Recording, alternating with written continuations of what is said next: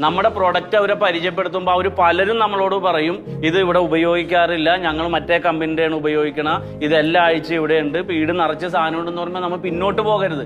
അവരെ പറഞ്ഞ് നമ്മുടെ പ്രോഡക്റ്റിന്റെ ഗുണഗണങ്ങൾ പറഞ്ഞ് വർണ്ണിച്ച് ഡിസ്കൗണ്ട് പറഞ്ഞ് ഇതൊക്കെ പറഞ്ഞ് അവരെ ബോധ്യപ്പെടുത്തണം.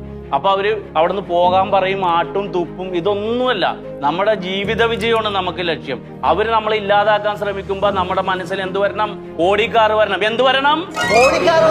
ഓടിക്കാറ് ഞാൻ വാങ്ങും, ഓടിക്കാറിൽ ഞാൻ നടക്കും എന്നുള്ള ചിന്ത നമുക്ക് വരുമ്പോ ഈ തെറിയൊന്നും നമ്മളെ ബാധിക്കില്ല. ഒരുപാട് കേട്ടിട്ടുണ്ട് ഞാൻ, ഒരുപാട് കേട്ടിട്ടുണ്ട്.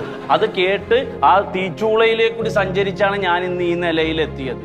അപ്പൊ നിങ്ങൾ അവരോട് പറയണം, ഞങ്ങൾ BBA സ്റ്റുഡൻ്റ് ആണ്, ഞങ്ങളുടെ പഠനത്തിന്റെ ഭാഗമായിട്ടാണ് നിങ്ങളുടെ മുമ്പിൽ വരുന്നത്.